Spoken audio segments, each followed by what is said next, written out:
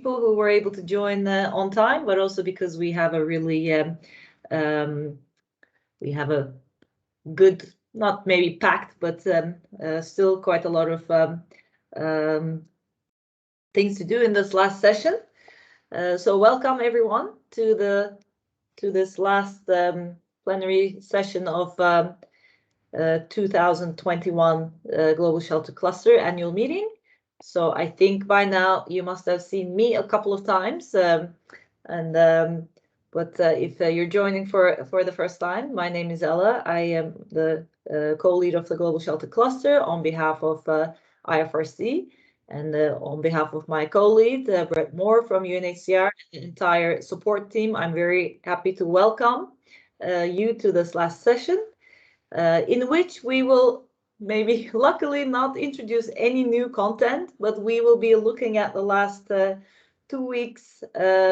Was very intense for all of us, but hopefully also productive and full of learning. So we will be looking at the key highlights, takeaways from a couple of different angles from different groups of stakeholders, have a bit of a fun, and also, of course, look forward as to what we need to take away from this year's meeting to improve our services at country level and at global level, and also to do the things that we got really excited about over the course of these 2 weeks. We discussed many things, and hopefully people had new ideas, they met new people, so we'll be asking you a little bit about that in the session to see what worked for you and what didn't work that well, and what we need to change going forward.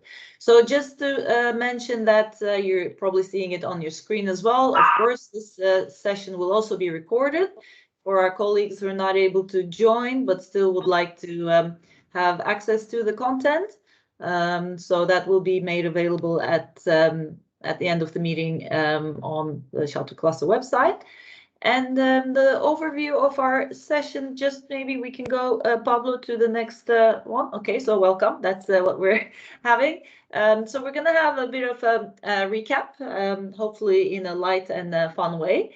And then, of course, the really important part is the reflections of some of our participants. Hopefully will be representative of yours as well, and perspectives on the meeting. And then there'll be a chance for you to also share with us your thoughts, suggestions, and all that through the Easy Retro tool that we have used a couple of times by now. So I think you will be familiar.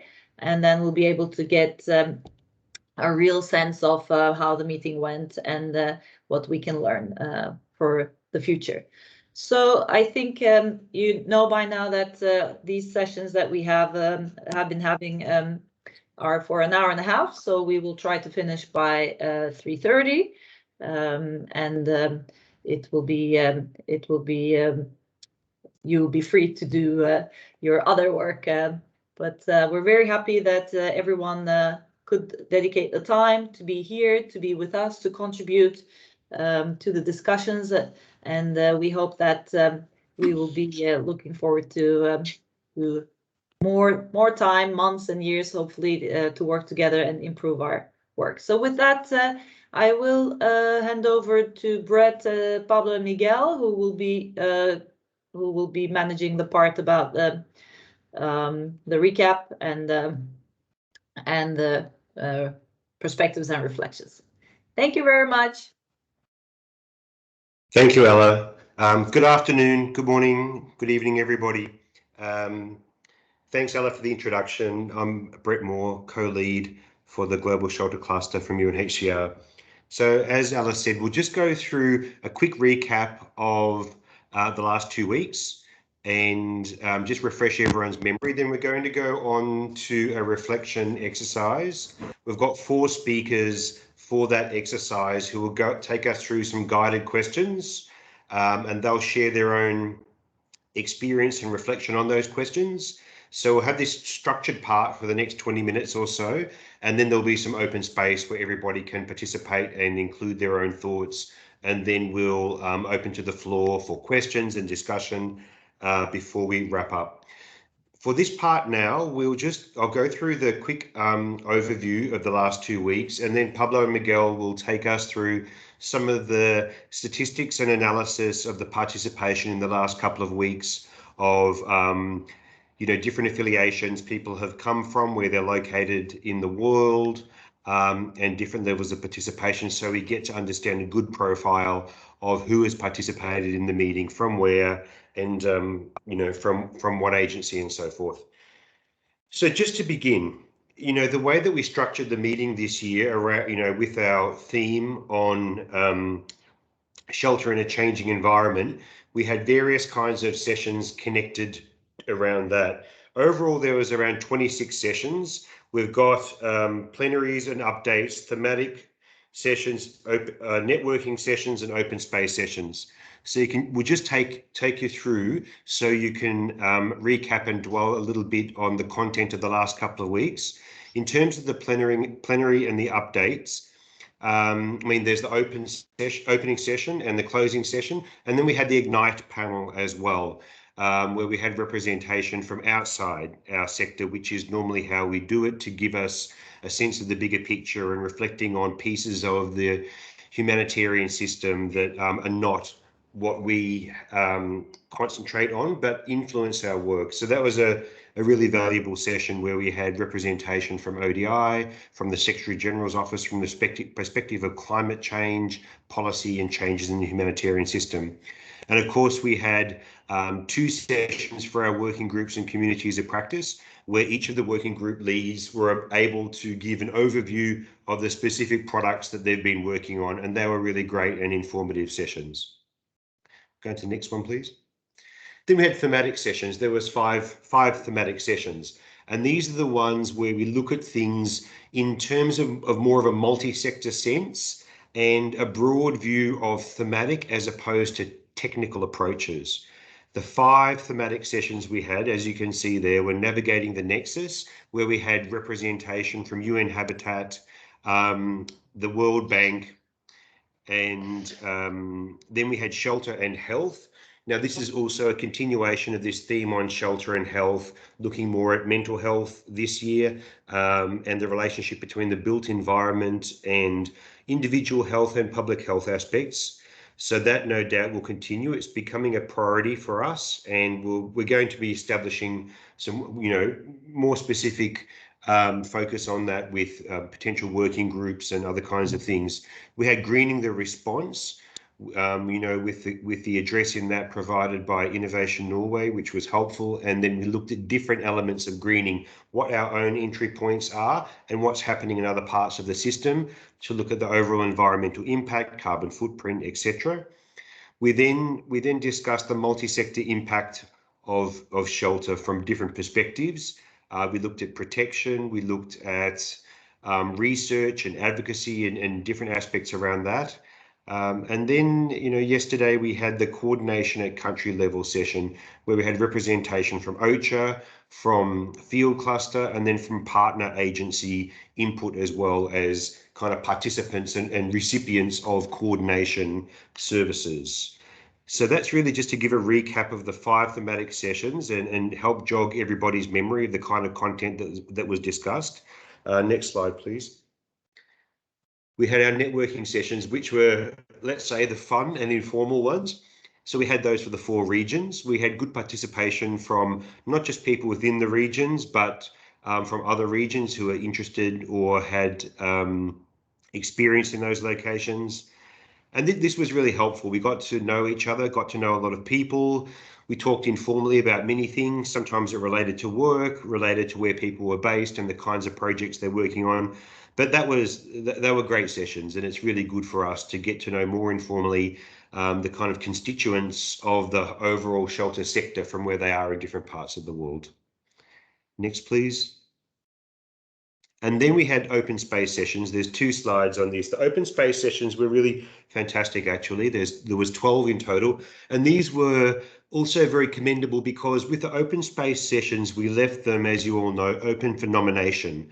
So anyone who had an idea of what they wanted to talk about and thought it would be interesting and useful for others, they proposed a session and we gave them space.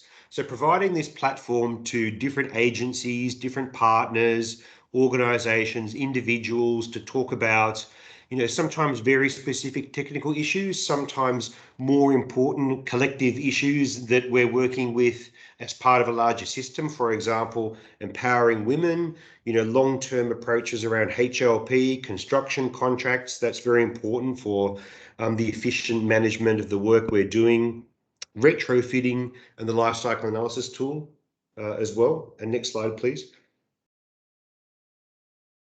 And then we got onto some great sessions on fire safety and IAC materials today as well.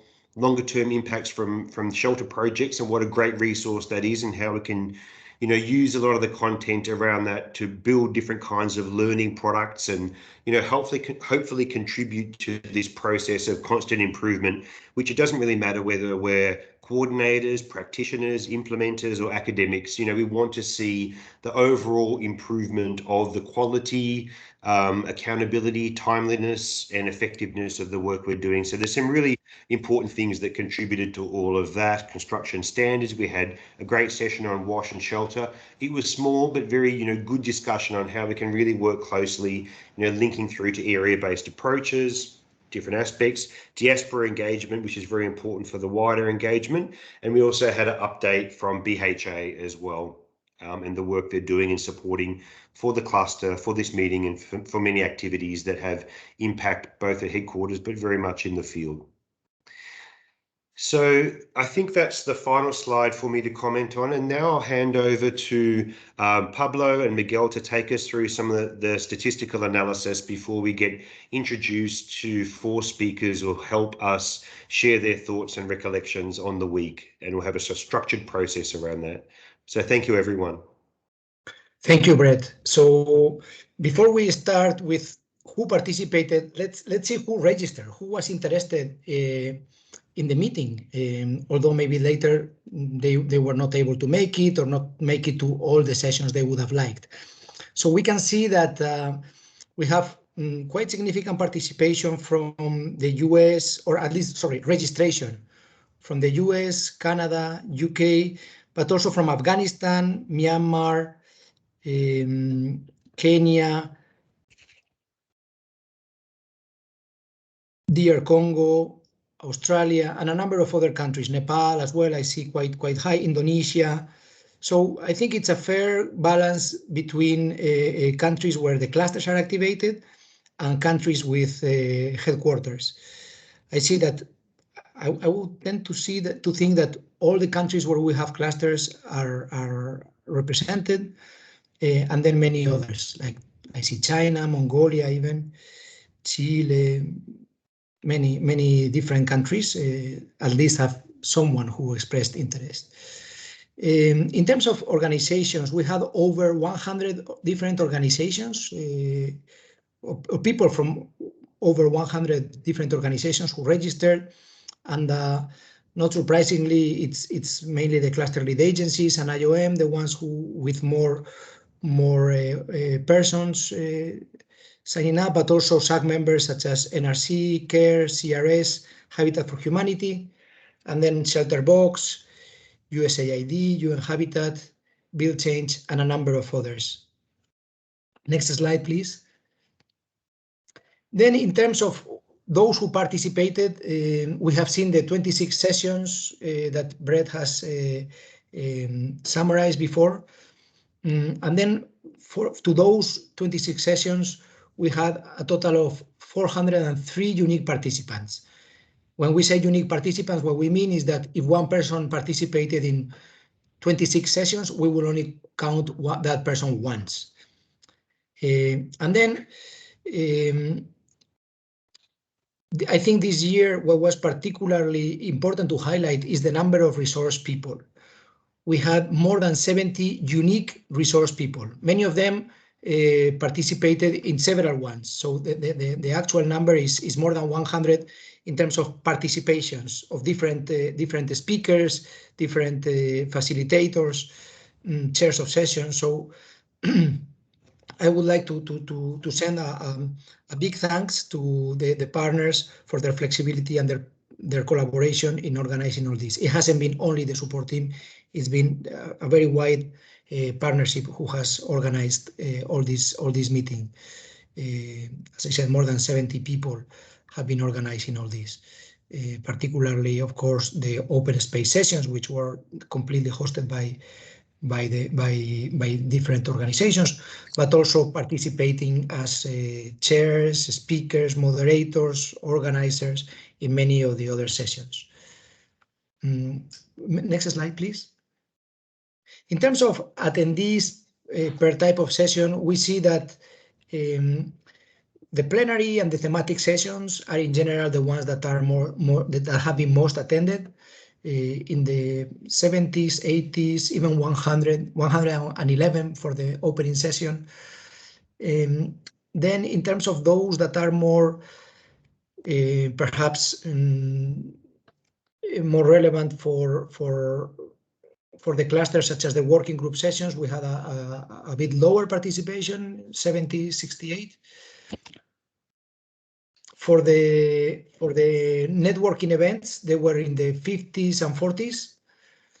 And then, of course, the other sessions, we come to more specific and more, I'm not going to say niche, but more targeted on a specific topic, which attract in the 40s or 20s, depending on how specific the issue could be.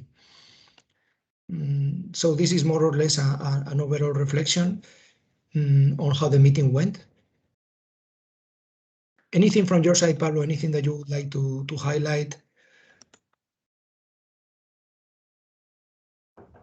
So we will. Yeah, no, sorry, Miguel. I was trying to unmute myself as I was projecting the slides, but no, quite shocking for me that number of 70+ resource people, facilitators, organizers. It really is truly a collective effort. It really shows the power of the partnership, I would say, you know, what we collectively can achieve. It's certainly a record as well in terms of number of organizations that have participated. I think having over 100 different organizations is the first time we achieved that number. So these two numbers, I think, show really the strength of the cluster, the strength of the partnership. And thank you to you all. Yes, thanks everyone for the participation. I see a comment from Sadia, very relevant in terms of the gender and diversity breakdown of presenters and panelists and participants. This is an analysis we haven't been able to make, but it's a very interesting one that surely we will prepare for the minutes. So maybe I think we can move on to the next part, and I will now hand over to Ella.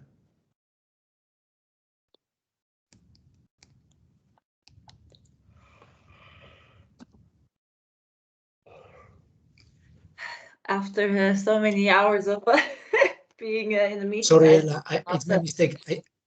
It's actually to Brett that I had to hand over. Apologies. Yes, but I was just saying that I still cannot find the unmute button, or my screen is not reacting. I will hand over to Brett. We always do things as a tag team. It's okay, Ella. We're tired. We're just handing back and forth. No worries. I mean, I think it's good if we're both here for this anyway, Ella, and we can kind of help moderate after the speakers.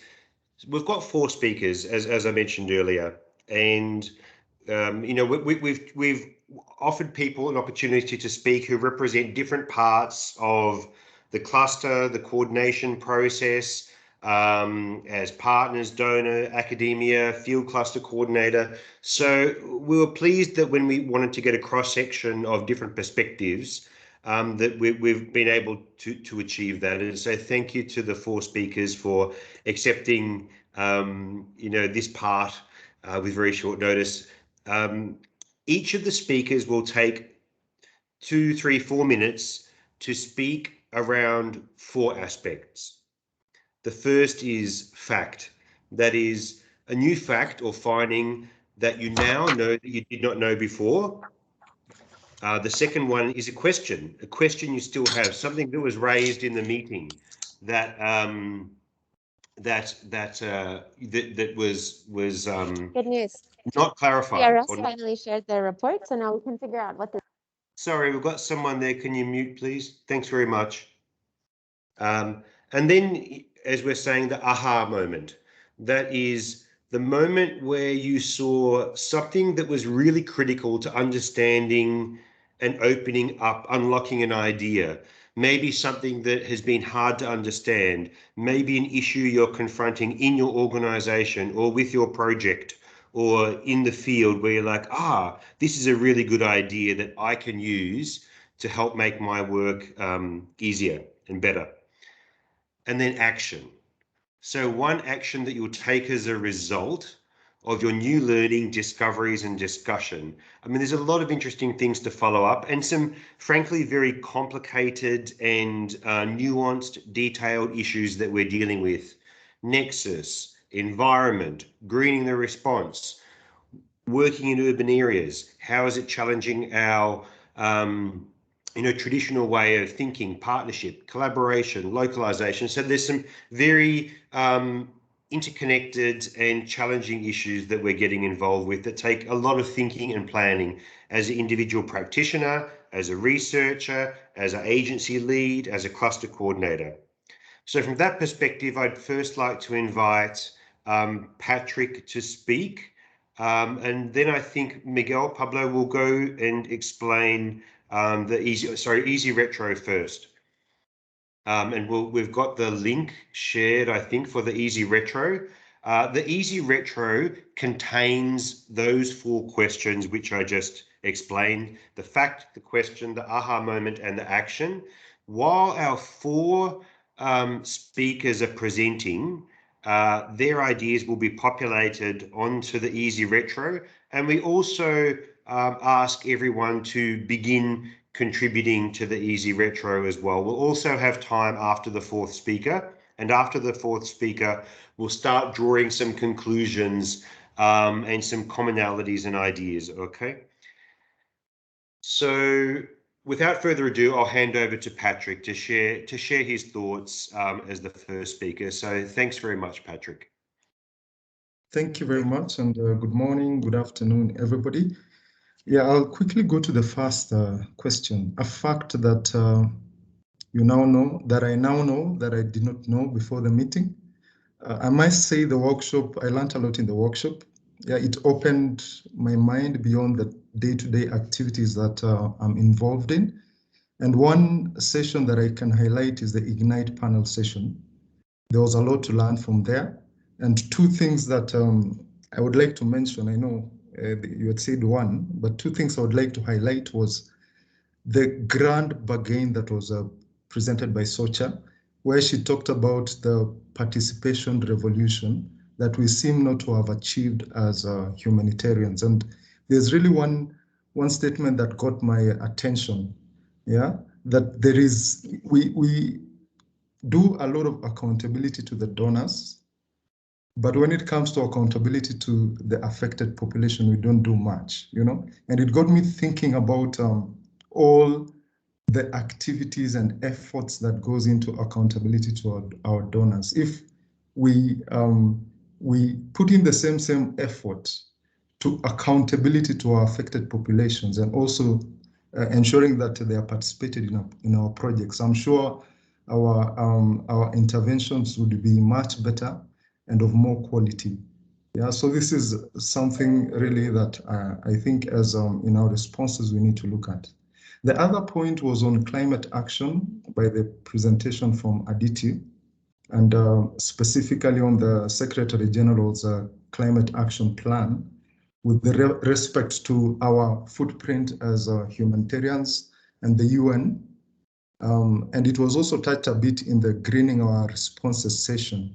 One factor that came out was that 82% of the overall inventories of non-food items are shelter related. I looked at it and I would say this is an opportunity, and it came up in the sessions. It's an opportunity for us as a cluster to support in this initiative of reducing the climate and environmental footprint. And it was good to hear about the eco funding that the cluster is receiving for greening our responses, as well as the other initiatives that, that were mentioned in the session. Moving on to question 2, a question that I still have. So yesterday I posted a question, unfortunately did not make it to the most voted. So I'll take advantage of this opportunity to force it through.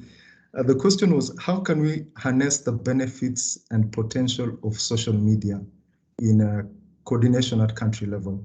So here in Afghanistan, we're thinking of launching our social media pages, but we have been thinking through some questions, you know, thinking about, is this really worth the trouble?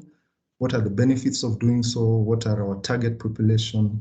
How will it help us? What guidelines are available for the cluster, humanitarians, agencies on social media? And how can we ensure that we abide by them? And more so considering, you know, the sensitivity of conflict responses. For natural disaster, it's slightly easier, but conflict responses, social media, it can be a bit tricky. So I did a quick check online and I could see a few familiar faces on Twitter and Facebook. This is a global shelter cluster Yemen, shelter cluster Haiti, and Vanuatu shelter cluster, who I think we had a bit on the IEC presentation recently. So I could see that the social media wave seems to have caught up with the rest of the world, but we seem to have been left behind. When I talk of we, is the country level shelter cluster. So if I would like to hear more, some thoughts from you guys, and if you have used social media successfully in country level, please drop a line in the board there so that we can seek your advice. The third point was aha moment that that I had during any of the meetings. And this one, I would go to the multi-sectorial impact of shelter session. I was quite impressed by the research by Hilmi from Interaction, and specifically the video taken in Philippines of a lady who received a shelter. She talked about how that shelter has changed her life. She slept better, she felt safer, she started her business, she saved money, she afforded necessities, she could access education, health. So this got me thinking about how she described it perfectly, you know, the multi-sectorial impact of shelter in just a few words. Yeah, and comparing this with the brilliant dashboards and PowerPoints that we do as a cluster coordination team on a daily basis, I think she did much, much better. More so, recalling, recently I did a presentation trying to pass through the same message in a meeting, but I must say she did it perfectly. So in terms of the fourth question, what action would I take, is to explore more human stories that can better describe the needs and gaps, as well as the impact that the humanitarian response that we do have. And it will definitely help in complementing the advocacy work that we do as cluster coordinators on behalf of the cluster. So thank you. All in all, the workshop was wonderful, definitely much better than last year, and I look forward to the next one. Thank you. Thanks a lot, Patrick, for sharing your insights and your thoughts. You know, they're very detailed and very considered. So thank you for going through that process and sharing that. In fact, the way that you explained it even probably raised a few questions and ahas for me as well. It was good to see how, you know, someone can receive this information and link it to some of the challenges that they have. Next, I'd like to invite Leanne to speak, please. Leanne, thanks for taking the time to be online late night in Australia. Much appreciated. Over to you, Leanne.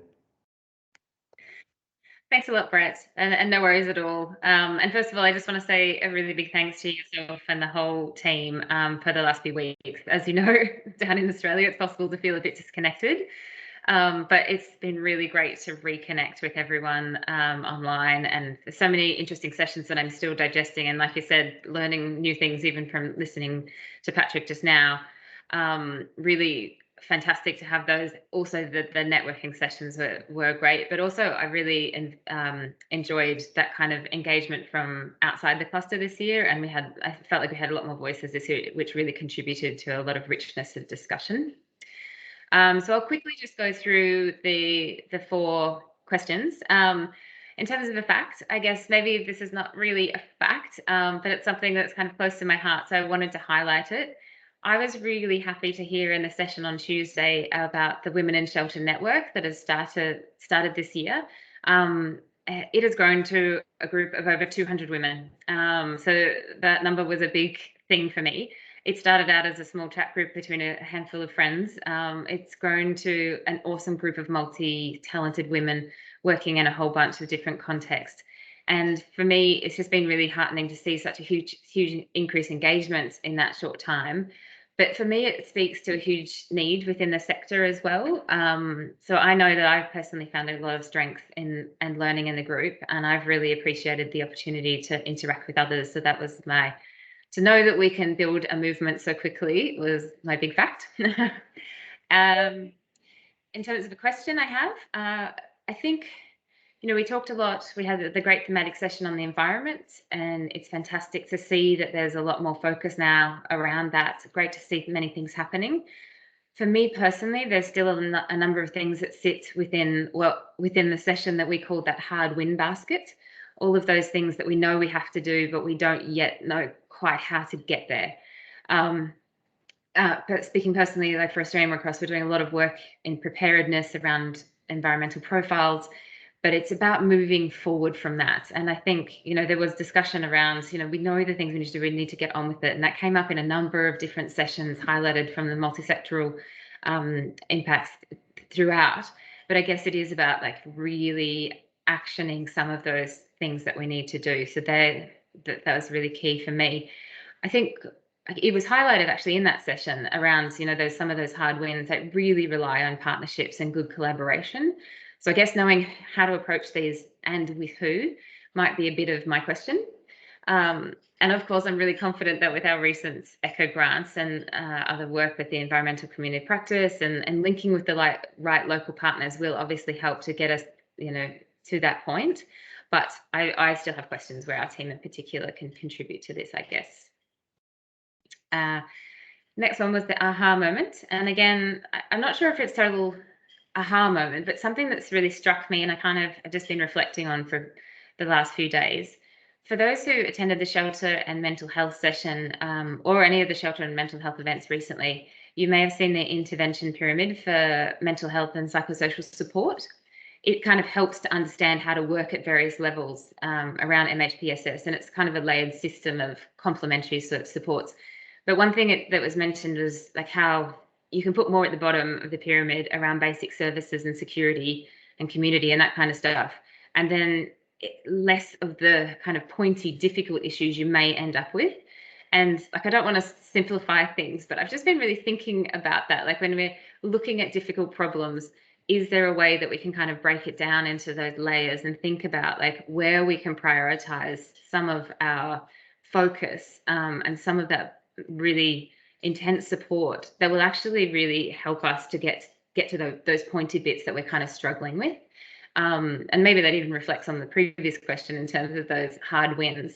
But I kind of keep getting this triangle pyramid in my head, and I know, like, there'll always be specialized services required, but I wonder whether even in a disability inclusion working group, for example, like if we can be more inclusive in our broader programming, can this contribute to a reduced burden on that kind of more focused support at the end, so it's not as expensive and it's not as onerous, but we're still actually meeting the needs of people. So I really liked that way of addressing, like breaking down a problem.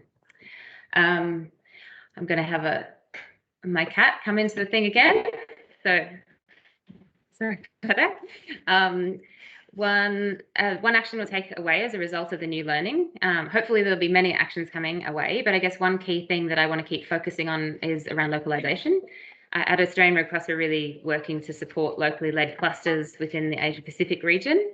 And like, there's been a lot of great suggestions for different ways to support this, but something Ella mentioned last night at the country cluster session was really about holding on to some of the things that have been working well in terms of remote coordination. So it's almost, you know, not looking at all of the negatives around COVID and how we've had to change, but really trying to harness some of that kind of local support that we've been able to build on, and be able to really enhance that local capacity. So not letting that go as we're moving back into sort of business as usual. So that for me was a really key thing. And I've got just 2 seconds, just a really quick win in terms of different ways to do things, like new ways of getting across information. I've really been loving the videos that, for example, Iberi made around HLP, and some animated GIFs that we saw in the IEC compendium. So really thinking about different ways of getting across information. So sorry, that's 2 things that I want to do, but I hope that's okay, Brett. Thanks very much. Thanks, Leanne. That's a really great overview, really great. And so thank you for sharing your thoughts. I mean, I think you've highlighted things very well. And I also learned from you just then about the group of 200 members in the Women in Shelter, which is wonderful to hear. That's really great. And it's wonderful when these kind of self-organizing processes really, you know, have success and momentum and really great impact just through sheer passion on issues. So thanks very much for that, Leanne. Next, I'll invite Alex from BHA, Alex Miller, if you'd like to share some of your thoughts also, please. Thanks, Brett, and good morning and good afternoon. I want to echo Leanne's remarks about the inclusion and the really the great talk and the input from not only women of the sector, but also of other groups. We need that inclusion more. We need to support more of that diverse and more equitable access to this profession, and really increasing the quality of what we can do for those in the field. So with my answer to this couple of those questions, I would say that after going through several of these talks, following through with the resources, going to the YouTube videos that are technical resources, coming to the trainings, specifically the one this morning in Syria with the 2-hour one that is still going on. It is an incredible, vast amount of technical knowledge. And we see that in site planning, we see that in map making, we see that in data collection.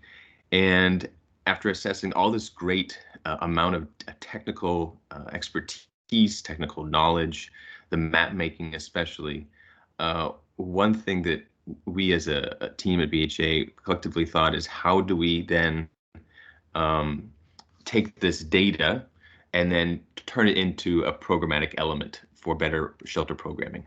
So if we make these great maps and they're indicative of where the need is, then how do we turn that into an action plan? How do we turn that into a programmatic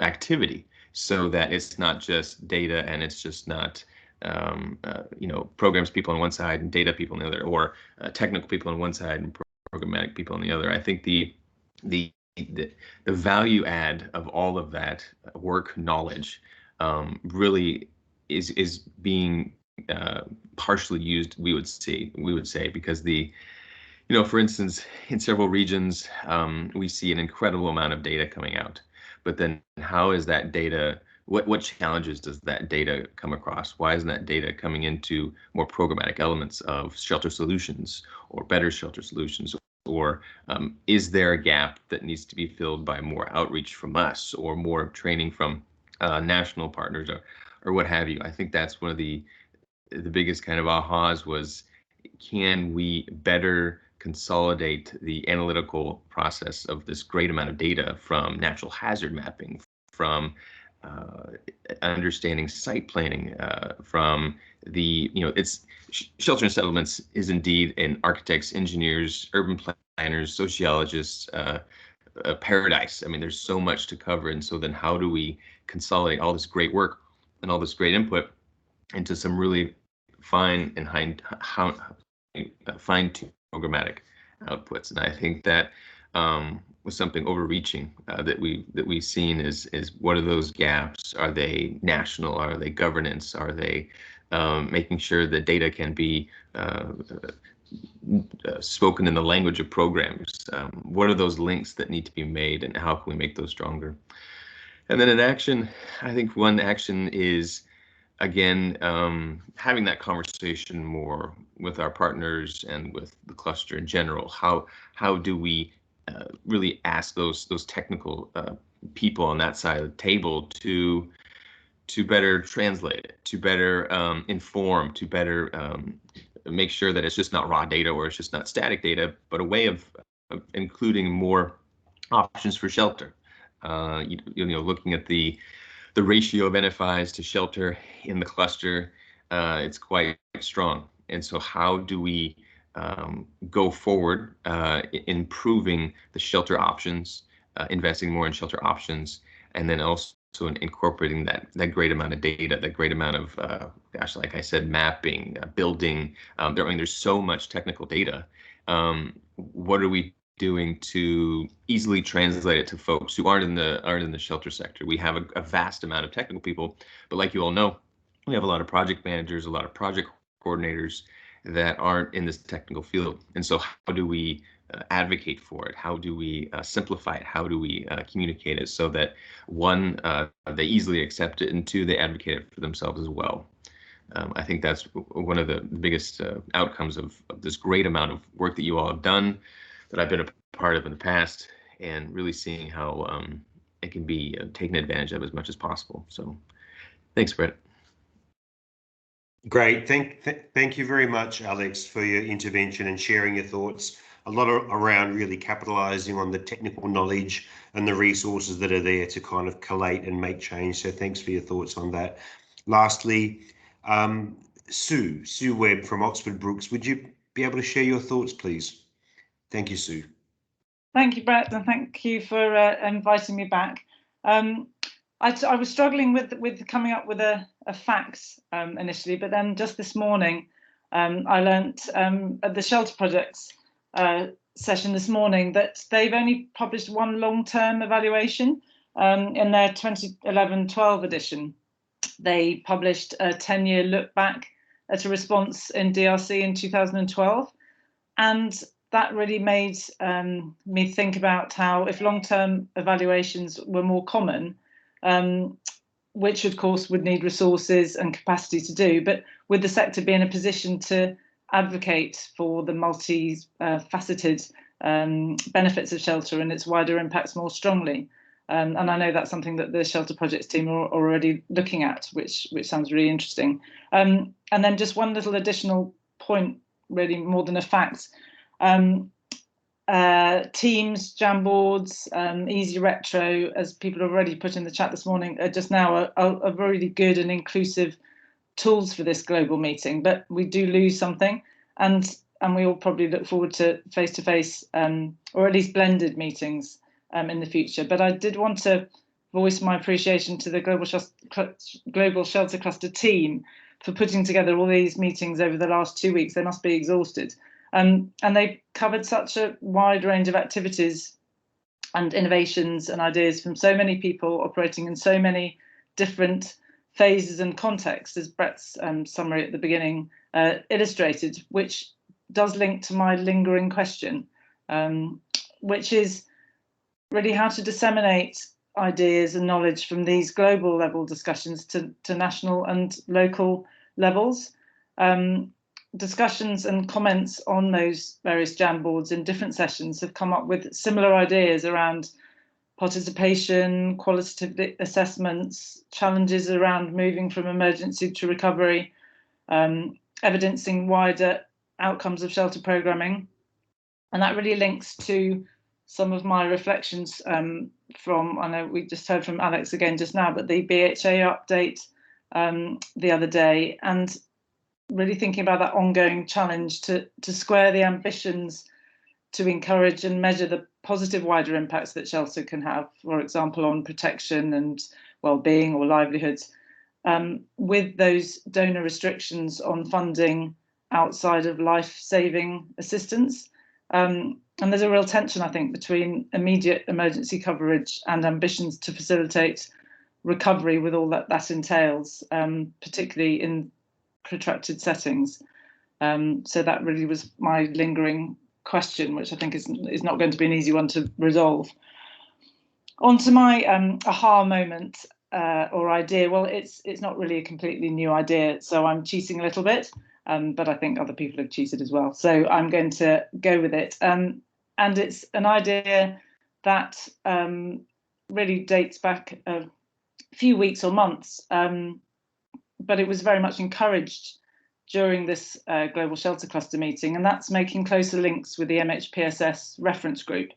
In our ongoing work on shelter and health as part of our self-recovery project, as many of you know, we're working with many project partners, including CARE, on that. We've made new connections with MHPSS colleagues, and Peter Bentelvogel's intervention on the panel that Ella chaired last Wednesday really emphasised the role that shelter and site planning can have on overall well-being. And for those of you that weren't at that session, he was reflecting on a recent visit to camps for Tigrayans in Sudan. And he made a really interesting point that sometimes MHPSS action should actually be shelter.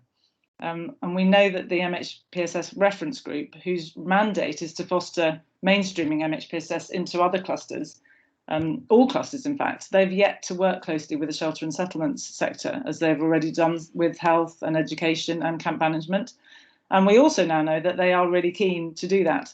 So I think there's a great opportunity to continue those conversations and for the shelter sector to be able to articulate better the connections between their activities and mental health, in addition to overall health and well-being. And it was really interesting to hear Leanne's reflection on that point just now as well, which does lead on to action, my action point. My action will be to follow up those connections with health and WASH and MHPSS colleagues to turn what I sometimes term our violent agreement on the value of intercluster collaboration into meaningful action. It was great to hear such positive words from Linda Dool and Monica Ramos from Health and WASH clusters last week on the value of creating, for example, joint operational frameworks.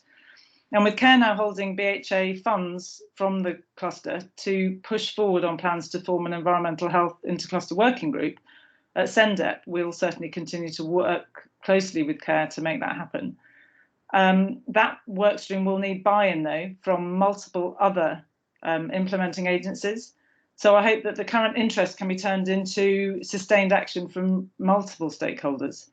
And we'll also connect with the new research and advocacy focal points on that, of course. So lastly, going back to the overall theme of this year's Global Shelter Cluster meeting, and on the changing environment that the cluster is operating in, climate change will make the connections between shelter, health and WASH increasingly important. So the sooner we can move towards more holistic integrating programming where that's appropriate, the better. Thank you, that's it from me.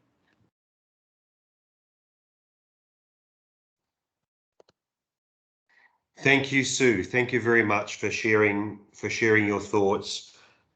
Very valuable. You know, your observations on MHPSS. I think that these multi-sector outcomes have been some really critical aspects throughout the meeting. It helps us understand the impact of our work. It helps us understand how we can articulate our work to others in adjacent disciplines and what kind of change we can make from that. So, I mean, we're not really a wrap up yet, but one observation from me is that we're now really, you know, looking at these very kind of interesting and complicated interlinkages across a whole, you know, the jigsaw of all humanitarian interventions. You know, in this meeting, we're really moving well past, you know, where we were maybe even 5 years ago when we're really just talking about technical aspects of shelter and a good quality tarpaulin, or what does coordination look like and how to kind of structure coordination processes. So we've really gone above and beyond in many ways, and this is wonderful to see. It's a very sophisticated, nuanced understanding of a range of issues. Ella and I now will open up the Easy Retro, and Pablo and Miguel, I think you've been populating it. I'm assuming that everyone's been able to open up the Easy Retro, has started entering their own comments, has started voting on others. So can we share the screen on that and see how things are looking?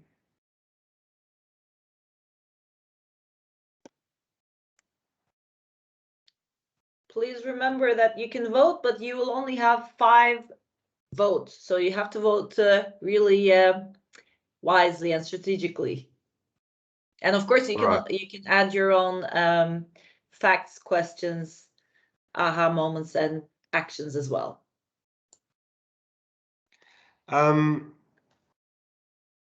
So if we sort them by vote, what ones are getting the most votes? And maybe we should look at those, well, potentially those at least first, around kind of provoking some discussion.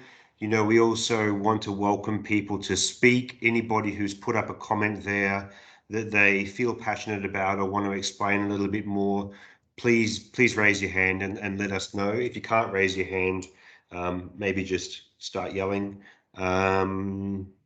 What do we have there at the top of the screen? People, Brett, maybe I'm not so sure if everyone, because we have quite a few people, if everyone can is joining from a laptop. So I don't know if they can see at the same time. Shall we just mention the top ones so far? Can you scroll up to the top. So the first, what I see as the highest number of votes as a fact is about the Women in Shelter Network, and that it includes 200 women. Maybe that's why it got so many votes, because it's a strong group, and it has been recognized by colleagues as a huge need in the sector and a big movement built in little time, which is true. And it was very much an initiative of a number of dedicated and motivated colleagues. So I think that really shows that we can make a small change if we really put our minds to it. So questions, in terms of questions, accountability is moving up. About Patrick's point on accountability to affected people. But the question is, of course, are we willing to give up the power we have in order to do this? And maybe more importantly, are our donors. I think this is a question that each stakeholder needs to ask himself or herself. Are we really ready to change on that? And then I see an the AHA column, multi-sectoral impact of shelter, research by interaction, particularly the video, I think was very powerful and really brought new ideas to people's minds. It was appreciated very much. And then so far on the action, we're lagging behind a little bit. I think people need to think of some actions coming up from these facts, questions, and aha moments. But so far, localization, harnessing the way of working, discovered by working remotely in COVID. I think people are thinking of adapting that to their. I see that the ranking has changed. So how do we advocate for shelter outside of the cluster? Shelter and settlements is one of the least funded sectors, and we continually have to push for its relevancy. I mean, I think at least on that one too, Ella, we've got, I mean, sorry to interrupt, but, you know, now we've got additional resources on board. Certainly Kimia, who was introduced the other day in the advocacy role, and Lizzie in the research role will help to kind of bring some of these things together, and hopefully we can link the research activities with quality evidence-based approach for our data that then links through further into, you know, a full advocacy strategy and products that are utilizable by our field cluster coordinators, by our cluster partners and others to you know, develop for their own purposes. Because ultimately, in the end, we want the non-shelter stakeholders to understand more about what we do, how we're doing it, and the benefits of it, you know, that can lead to resource increases, better donor support, so we can start kind of closing the loop on a lot of these things that are currently separate. I think I can see there are quite a few issues collectively related to greening, and obviously a lot has come out around health and shelter and mental health. I might just tackle a couple of the greening and NFI related ones. I mean, someone added in there that the new fact was around 82% of NFIs are shelter related. I mean, we've got a lot of work in different parts of the program cycle to try to see how we can, get some action on our greening the response efforts. Certainly a lot is around the upstream preparedness. We have our reasonably standard stock of emergency shelter materials that are pre-positioned globally or regionally or nationally. And with the ability to rapidly respond and provide life-saving interventions, the downside is that a lot of it, we rely on largely plastic products. So there's the carbon footprint aspect and the recyclability, disposal, end-of-life aspects as well. So there's a lot of thinking that has to go on with that. And we know also maybe from what Sue mentioned and some of the comments captured there from Sue's intervention that, and Leanne clearly articulated this as well, that a lot of the progress on these issues will be through collaboration and partnership. It won't really be shelter people talking to other shelter people about solving shelter problems. The solutions will come from outside. So there's a lot more emphasis for all of us to collaborate broadly and see where knowledge and pieces of knowledge are held in other disciplines and help bring those together, I guess. What else are you noting there, Ella, in terms of comments or queries? I think under action, colleagues are sharing still more questions. I think there's something that everyone can do at their level. Again, the advocacy is coming up under action, but I think we might move that maybe under the questions. I was wondering if, because we have quite a lot of colleagues who have been with the cluster or involved in the cluster for a very long time, as far as I can see from the participant list. And then it's maybe difficult for people, if they've been doing the same for a long time, to have new ideas or aha moments. So I was wondering, because I'm not so sure if everyone had the chance to input, if anyone who considers that they've been with the cluster for a long time, maybe Dave Hodgkin, or who do I see, Kelly, whether you had any aha moments that popped up this time, or some actions even. Not to put anyone, like everyone is welcome, but I'm just looking at the participant list and was curious.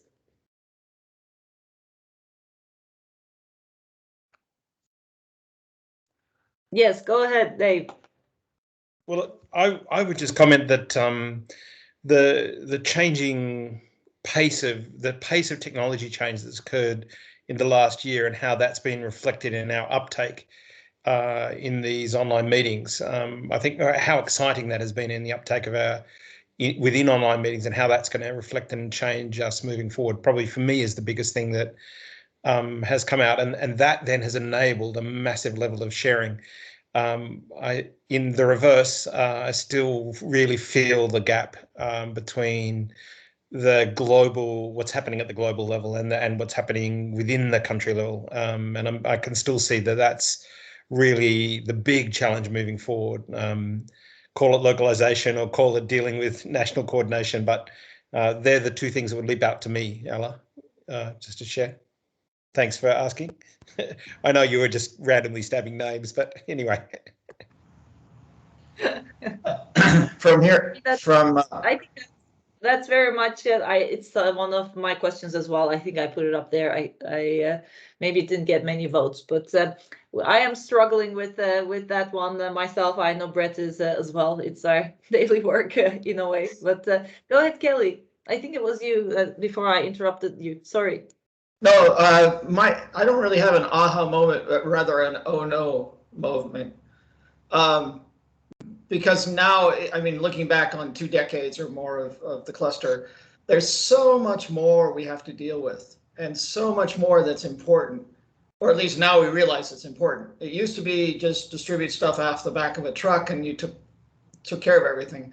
And now it's a much more complex process. And so I think that complexity it's not so much an aha, but it's becoming more and more clear that we need to sort of up the game in terms of how we deal with the complexity and make sure that we do a good job in assisting people affected by a disaster. Thanks. Yeah, I actually see a point in the purple column, the new idea that someone has highlighted that's a bit relevant to what you have just said, and it has a lot of votes as well. And that's about actually having to do a much more sophisticated shelter programming with all these changes, but also with the integrated programming or area-based approaches requiring us to be a lot more specialized, maybe, or higher level of technical expertise. That's what someone has picked up from Marina's intervention yesterday. And then, of course, coming from her, looking at us from outside, I think it's also a really valuable observation. And I believe that it was raised in a couple of sessions. I at least remember Miriam's intervention in one of the sessions that she said, well, how do we manage that? We're all asked to become generalists, but does it mean that that there is no need for sectoral expertise anymore? And that's definitely not the case. But how do we bring that together? How do we secure all that expertise that's needed, and how we can do sophisticated shelter programming is I think on that point too, Ella, you know, when we're talking about complexity, I mean, there's complexity in the system as much as there is in our everyday lives. You know, it's really all around us, fed by technologies and social media and many things. But really, with the rise of these capabilities, and Marina was touching on this, and maybe it links to what you're saying too, Dave, that you know, the humanitarian system is now expected to have constant real-time access to data and updates. Gone are the days where we sent in a report every 3 months updating on our activities. It's pretty much live and real-time. And even today, you know, Renee sent to our cluster coordinators the updated HPC tools, linking to the GAF guidance. I mean, these are very detailed and complicated data gathering, monitoring and analysis processes. So maybe one thing that I'm kind of picking up on is that as much as we need quality coordination, there's now, I mean, especially the last few years, there's the absolute necessity at field level for IM, information management functions, and technical working groups. In Marina's analysis, she shared, and maybe there's a little unreliability in the data, but she shared that there are fewer technical working groups in shelter clusters than compared to other clusters. And Miguel, I know that you also noted, for example, in the health cluster, they'll have technical working groups on medicines and, you know, reproductive health and whatever else it might be. But I think that there's a lot on our side where we have to think, okay, we do have the overall process and we're starting to really break into these subspecializations. We have to be mindful of what the impact of that is and how it's important to maintain kind of cohesion, at the same time having enough dedicated people to do the right things that are now getting really granular. Ella, I'm thinking also, you know, there might be some other comments. I mean, Sadia, Miguel, Amelia and others who have been commenting. Miguel, please go ahead. Thank you, Brett. I had a comment because one of the issues that Patrick has raised is very close to my heart, and it's this issue of participation revolution that we heard the Sosha from ODI mentioning how it's difficult to talk about participation revolution now in the ground bargain. No, we are at maximum doing more consultation, and somehow this has really been watered down. And I wonder, with this exploding technology that was being mentioned, and how much capacity of real-time feedback, real-time consultations that we have. Somehow, to me, there is a tension there. Probably we could do much more on the participation revolution with technology. How many more people now have access to this technology than in the past? I know that we are working on our app for the website to try to make it a tool to communicate more with the affected population. And I hope that we can, in the next years, move in that direction and get more, probably closer to that participation revolution inspirational idea that came at the beginning of the Grand Bargain, although it had been there for many years, but hopefully getting a bit closer to that revolution rather than just this kind of watered down consultation. Thank you. Yeah, I think, there really is that difference between genuine facilitation, coordination, engagement, and then really just feedback. And feedback is one thing, but it isn't enough to kind of look at the balance of power and relationships and decision making and the things that are really at the center of effective localization. The accountability side is certainly part of that, but it has its own issues as well. I like what Patrick said at the beginning. We have a lot of accountability to donors, and of course we have BHA Online. So, we know what the relationship is there with our donors, and it's very important, but we don't have the equal level of accountability to the affected population. I think that there's a huge amount of work that can be done on this, especially with interventions like shelter, which are, sometimes longer term, expensive, complicated, and require the implementation of a physical object, of physical resources, unlike some other sectors. I know that we're at 10 past now. We've got about 20 minutes left for this closing session. Ella, I'm wondering if we should see, is there anybody else online who'd like to make any comments, to pose any questions, to draw some conclusions of what's here on the Easy Retro?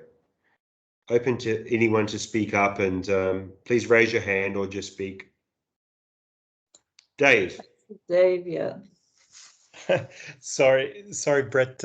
I just think sorry, my brain is dead in wording what I want to say, so I'm going to pause. I'll let somebody else speak while I rephrase what I was going to say. My apologies. No worries at all. I think it's really, I don't know, Brett, if you can see the chat, there is also an interesting discussion going on there, building on what has been said. I got thrown out of the chat myself, so that's a technological thing at this moment. But I also would like to kind of take up a few points from there, how like some of the terminology is maybe not fit for purpose anymore. Capacity building, localization, colleagues are commenting that was based on the participation discussion that you had just recapped. And it made me also think of one of the questions during the Ignite session that got the highest number of votes or comments, and it was about the participation of whom, like whether we are participating in people's own plans for their future or the other way around. And I think that's really a key question that we need to ask ourselves the whole time. Kind of like a reality check for whether we're doing the right thing. I guess Dave remembered what he wants to say, so I will just hand over to him. Yeah, it wasn't a case of remembering. It was sort of trying to word the same thing as what you're saying, Ella, and I thought you touched on it well, so thank you. I guess the thing that's really struck me in this last few years where I've been embedded into a national cluster to a large extent within a country that's running the cluster is this gap that's been chatted about in the side window there around localization and capacity strengthening. And the thing that sort of leaps out to me is that there's this sort of there is a gap in the discourse there that we're not capturing well. And I think that part of what we're missing is we're prone to focus on a perceived need for technical support when really disasters aren't there's no such thing as a natural disaster, and that disaster is a sociological problem. There, a particular society is at a stage of development or has underlying social issues that means there's a lack of preparedness, or et cetera, et cetera. It's our role is becoming much more around. I don't walk into Indonesia and see a lack of engineers or a lack of technicians or a lack of, but I do see a lack of enforcement of building code, or a lack of, these more social issues around a lack of risk perception or something like that. And it's how we engage and work with our local partners in their society and talk about social complex issues. And I think this is where localization is not being phrased well anymore, and is sort of getting a little out of step. I'm sorry, I was having trouble phrasing that before. My apologies, but I hope that made sense. Yeah, I think so, Dave. I think also that there's a lot of really different contexts, and I know we always talk about context, but it's true. And when in places, certainly in Southeast Asia, for example, where there's a huge emphasis on preparedness, and rightly so, for the fairly regular disaster-prone areas, I think that whole idea of locally led processes is really well developed. When we're talking about conflict contexts and actual displaced populations and our shelter responses there, participation, localization takes on a whole different meaning. So I think that it isn't one thing, it has to be many things. It has to be certainly around power and decision making at its essence. But I take your point. Thanks, Dave, for articulating that. Ella, do you have any thoughts? I'm looking at the time, it's 1:15 now. Happy to have any more comments. I can see, Hilmi, you've had a few comments there as well, or Leanne and others. Please feel free to speak up and add any more thoughts that you have, reflecting on what's being discussed, or any of the points in the Easy Retro, as you like. Or Pablo and Miguel on Hell, do you see anything there that you would like to raise that's there on the board? I was just gonna say that, Dave, your brain is allowed to be fried. It must be quite late in Australia, so that's perfectly fine. Don't worry. But I do share a lot of what you and Hilmi have been exchanging on the chat. And Hilmi happily has raised the hand, so I will let Hilmi then elaborate. No, go ahead, Pablo. Sorry. No, don't worry. I was just agreeing with you. Go ahead, Hilmi. Okay. No, first of all, I want to thank the Global Shelter Cluster support team for such an incredible 2 weeks or more of working diligently to get all of these different sessions on time, and great participation. So congratulations first. I think this issue we need to discuss on the word localization. Actually, it means many things to many people. There is no, as I think Brett mentioned, the important thing we had to realize, there are a few things. Our coverage of the needs are still very dismal. We sometimes reach 20% of the need, sometimes 30%. In some cases, it's like 3 to 5%. Of especially in a conflict context. Funding is one issue, but it is not the only issue.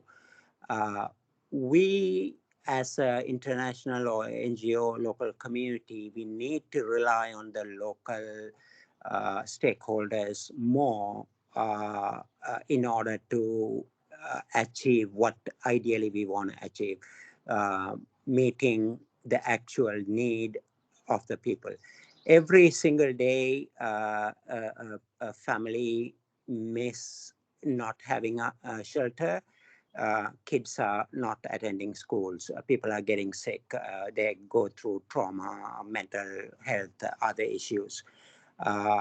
So we had to focus on action. There is a lot of guidance, a lot of research, a lot of evidence out there, but how we make it actionable is something, or in other words, scalable is something we need to grapple with.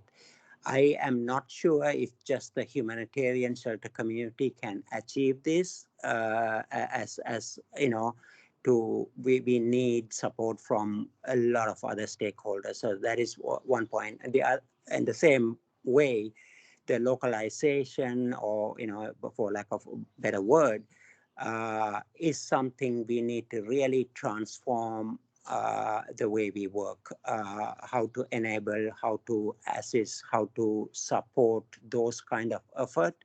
Dave can tell more. There's multiple CSOs every day in Indonesia working on disaster risk reduction, in supporting communities, in hundreds and hundreds of organizations. How do we ensure these partners are part of our bigger plan? So anyway, that is something we will be as interaction with collaboration with multiple others. Lian, others will be working on. So let's come together and work together on how we can move forward. Thank you. Thanks very much, Hilmi. Actually, I think you really made the right kind of step into some closing remarks. I agree that we've got a lot to do on this and see what it means and how we can be, key actors in this and supporting it. I think it, as we're saying, it means a lot of different things in different places, and having a group to work through some of those challenges, I think, is very important. If there's any final comments, happy to hear. Otherwise, Ella, would you like to begin with any closing remarks, and then I can follow up after you? Yes, of course. I think it has been a very impressive 2 weeks, and obviously we have. I would like to thank everyone. First of all, the participants who have participants, resource people, our panelists, everyone who has contributed greatly with their thoughts, insights, discussion point, critical questions, also by keeping us on our toes. I also would like to literally thank all of you for welcoming us to your homes.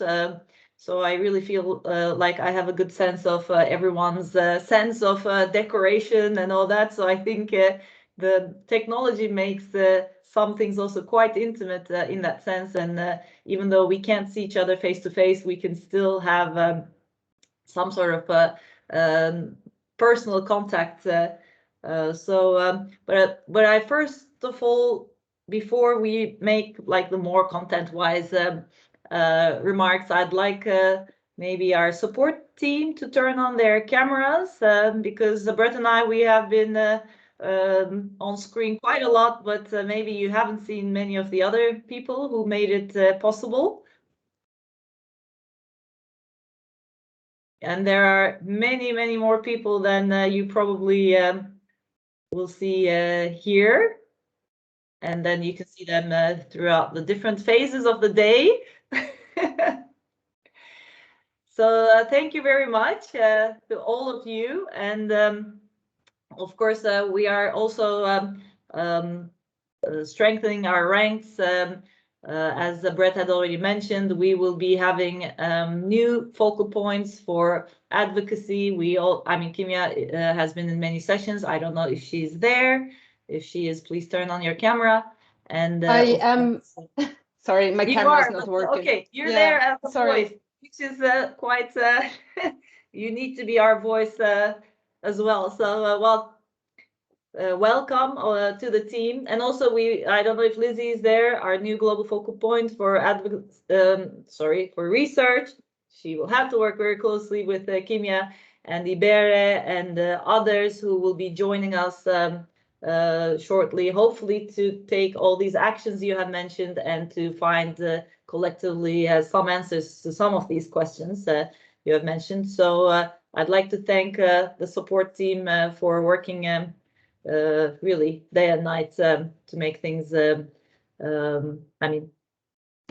bring the sessions to you in the way that you could see it. So this is not the end of it. So Brett, maybe you want to give a sneak preview of what else is coming in terms of sharing and sure. Learning. Thanks, Ella. I'll just make a few kind of closing comments as well, to definitely second what Ella has said in terms of thanks to you all. I mean, the shelter cluster, the shelter sector, it's now a really huge network of practitioners, implementers, academics, coordinators, researchers. So it's a really diverse community of people, and it's really great to see. When we looked at the statistics of participation over the last 2 weeks, over those 26 sessions, more than 400 distinct participants from more than 100 organisations, and more than 70 people volunteered their time to act as resource people. I mean, the presentations, gathering the content, getting the data, preparing everything, rehearsing. There's a lot goes into this, and the preparation's been going on for around 2 months. So I have to thank, very openly, warmly, for the generosity of you all, for being involved in this and making it a really great 2 weeks. Of course, it's very different being online than when we meet face to face. We meet face to face, we have the real coffee face to face, we have a beer or something in the evening face to face, and it's quite different, but there are benefits to the online interaction where we can get a lot more people involved who otherwise would not have the ability to make it to Geneva once a year. So for all those people that are part of the process, who volunteered their time, shared their energy, shared their enthusiasm, expertise, bringing in different aspects of the sector, many of us, are coming from different parts of the world. More than 50 countries had participated, and a lot of people are working really at the coalface of things, in isolated areas, in insecure areas, unsafe areas, and who collectively, this is a real demonstration of people who care and people who have passion for shelter, for helping people in their most dire moments of humanitarian need through their energy, their technical ability, their professional attributes. And I think that this is really commendable. And it's great to see. It's always heartening every year just to see this collective of human energy and enthusiasm. So I'm really always quite in awe of that shared energy and effort. When we look at the cluster and what the results are of the achievements report last year as well, that, we're reaching about 15.5 million people in need, and around 640 million is coordinated through the cluster processes, let alone all the other kinds of shelter activities that are going on through agencies or refugee operations or others that are not captured within that figure. So there's billions of dollars of work going on and a huge amount of people affected. So there's individually huge responsibilities, and there's collectively very huge responsibilities that we're looking at. And I also want to thank certainly my co-lead Ella, always a pleasure to work with, and complementing each other's efforts and energies and capacities in how we work with the cluster, and the SAG as well, our strategic advisory group of around 10 or so key agencies in the cluster that really help with very critical inputs and thinking and strategic direction on things. And a lot of their energies are also behind the Global Shelter Cluster and your meeting as well. We've spoken and said thanks to the cluster support team, both in IFRC and UNHCR. You've all put in a huge, extended efforts of very, very long hours every day for the last couple of weeks. A lot on the tech side. The God of Teams was not always really with us in the last 2 weeks. It let us down sometimes, but we coped and we adapted. We were resilient. So these are good characteristics. I also finally want to mention one last thing before we give you a sneak preview of what's next, and that is it is with much gratitude, but also quite a bit of sadness, that I want to thank Miguel. Miguel is taking a big step and moving to Peru to take on a new role. So Miguel will be with us here until the end of July. and then moving to Lima in Peru for a role as interagency coordinator there. So after more than 10 years in the Global Shelter Cluster, really helping to put in so much work, bring things together, shape the direction of the cluster. And this is really certainly a big change for Miguel and his family. He's ready for the next big challenge. And I think all of us online, remotely, different parts of the world, and certainly the cluster team here in Geneva, we will really miss Miguel. We want to collectively acknowledge him and thank him for his efforts, which have been beyond measure. And I've certainly relied on Miguel for so much in the last couple of years. So Miguel, really a big congratulations from me, and thank you so much for not just the work, but for going well above and beyond what could be expected by anyone. So thank you. You've had a real big impact on humanitarian shelter through a lot of your efforts, never complaining, hardworking, often behind the scenes, often unnoticed or unrecognized by many. But I just want to publicly acknowledge you for your efforts and what a great colleague you've been to work with, and wish you all the best. And please feel free to add in and say anything else if you like. Thank you very much, Brett. Very, very kind words. I find it even very difficult to speak after this. Thank you so much. It's very, very kind of you. And I will really miss the friendship of everyone. It has been a fantastic experience working with all of you. You are great people. It's a great group of people. And I will miss it. But I'm pretty sure that we will continue being in touch, not only because we are all friends, but also because, as we know, the humanitarian world is very small, so we will keep in touch. Thank you so much, everyone. Congratulations for all the hard work. It's always been very inspiring to work with all of you.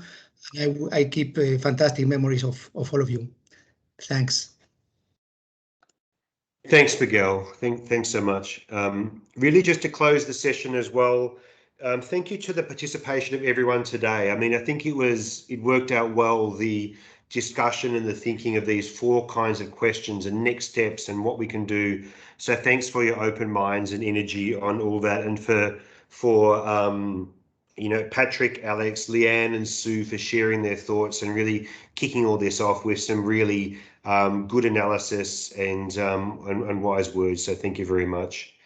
Now, I think that that's probably it from all of us. We have an evaluation. Renee's pasted it in the chat, and maybe it's good to put it in the chat again. We really would love everyone to stay online.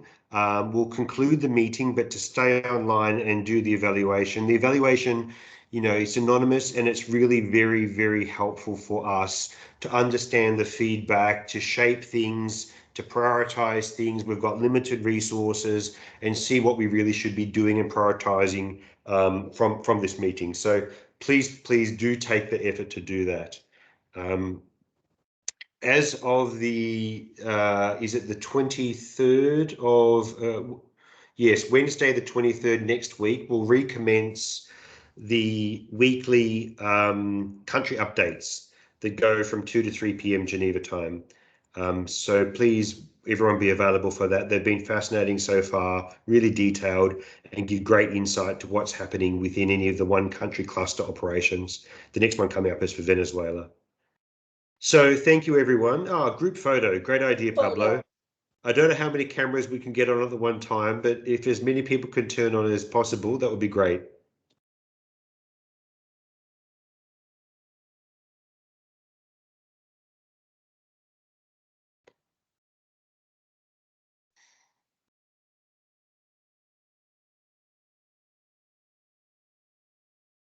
Very good. Okay. Smile, cheers, click. A round of applause for Miguel and bon voyage. Bon voyage from Miguel. Bon voyage, Miguel. Thanks a lot. Thank you so much, Miguel, for all the support. We're looking forward to work in LAC area with you. Thank you, Hilda. Thanks, everyone. Thanks. It's been really a pleasure, and I'm sure we will continue working together, or at least in touch. And you are all invited to come to Peru to visit, by the way. You just invited 60 people to your house, Miguel. Great. We will make some shelter for you. Very good. Great. Thanks, everyone. All the best. Keep safe. Take care. And we'll keep in touch. We'll follow up. Thank you. Take Thank care. you all. Thanks, everyone. Thanks, everyone. Thank you, everyone. Bye. Thanks a lot. Bye for now. Thank you. Thanks so much.